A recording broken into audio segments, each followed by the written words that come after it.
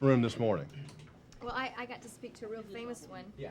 What is her name, Maria? Oh, Maria Maria. Salas. Oh, my Oh, God. it's hilarious. She is a Stepford. She's a Spanish Stepford. That's what she said. She goes, I need to be a Spanish Stepford wife. No, I almost murdered her on the Armageddon junket one time. She was quite. Center up just a smidge there. She was. She's a case. How All right, are all you? twos over here and all close-ups over here, and this is a double dealer or something. You right? go. You tell him now. There we are. I know what we're doing here. This is my territory now. You got to speak. I got my girl here. You know, Tim kicked me in the butt at the Alamo thing. I was getting ready to go live. He came up, kicked me in the ass. I said, "What in the hell was that? It was a sting?" And then he was laughing as he ran away. He's not Well, right. I won't do that to you. No, you won't do this that. morning. All right. Well, I'm so glad you did good. I was so worried about, so what if Faith is bad, but you weren't. You were wonderful.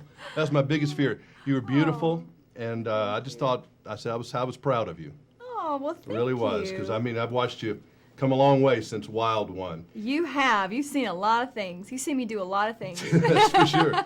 Did all the music videos help? Did it any bit help?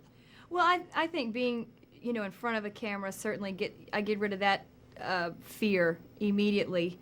But it all helped. I tell you, the thing that was the best for me was because the cast is stellar, and I had my not really anxiety, but I had the respect that I have for all these actors. I didn't know what it was going to be like. So we had a couple of weeks of rehearsal before the film started, and we had this round table reading, and I met everyone. I met everyone that day, and we sat around this table and read the script from top to bottom. And I have this one part in the film, this scene that I don't know if you can say it on. I don't know if that I want to say it on morning television. It's an icebreaker. Anyway, it was an icebreaker for the film. Yes. Anyway, it's very vocal, and so I remember I'm sitting here and I'd forgotten that I had to do that. So as everyone's reading their part, I realize, Oh my gosh, I'm going to have to sit here next to Glenn and Nicole and everybody and do this. How am I going to do this? But I did it. I thought, what do I have to lose? I'm here. I've gotten the part. I'm just going to have to go for it. So I was sitting next to Glenn, and it was 3 paragraphs long, this scene from me. And I just went for it. And afterwards, she looked at me. She had this look on her face like, okay, you're in. Is it the same kind of place you go when you're standing on stage at the Oscars? Which I know you had to be scared to death, but but you can't be scared because you don't have time to be scared. You don't have time. You just have to. You either have to sink or swim. You're either going to jump in and just go for it, or I should have left the room. Those are my choices, and I just went for it. It's like, why not? When did the confidence thing click in for you? Because I mean, was it elementary school? Was it junior high? I mean, at what point did you say I can go out here and sing and I can do whatever I want to do? It's probably just ignorance. No. I don't know. I just have such a love for music and doing this. I mean, I've read so many scripts, and there's only a couple that I've really gone for. And this one, I really wanted to do this because Sarah is so funny. And the idea of playing this character to me would almost be like I could sit there and make fun of myself. Was the experience like you thought it would be? You know how we imagine how it's going to be? It was and it wasn't. I mean, the idea of being on a set for so long, I've done that in videos, but not for as long as this film went on. I mean, I had been warned about the hurry up and wait. And so the first couple of weeks, I thought I was going to lose my mind. I thought, there's no way I'm going to be able to stay here 14 hours a day. Yeah.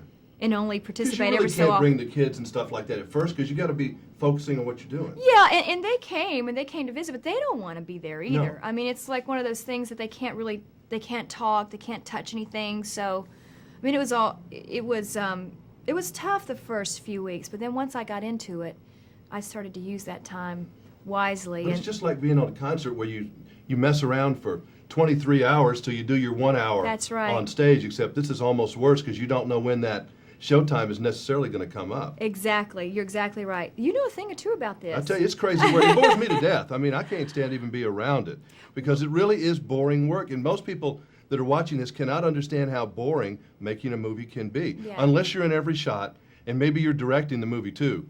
Now, that would be crazy. Right. Well, I started doing some extracurricular things, like I'd go and clean the back set, and, I mean, no, I'm just kidding. I made sure the table was You clean did cook and some, catering. didn't you? I think I heard you cook some, did you?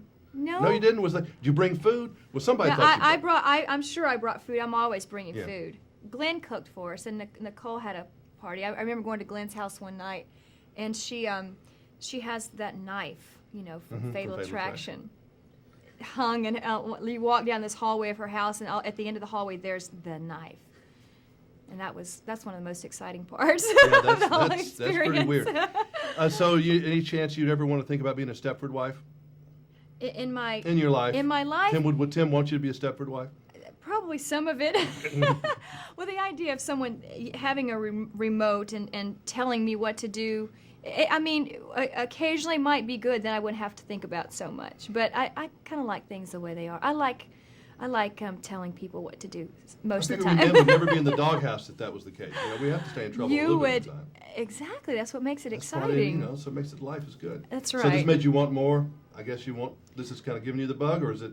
Oh yeah, oh yeah. I the first day I was on the set, I mean, I knew. I just went right into it so naturally. I know I'll definitely do it again. There's no question about it. I'm working on that right now. But it's fun. I really had a good Well, time. you look great. I mean, it's just when I see you up there bigger than life, it was very exciting.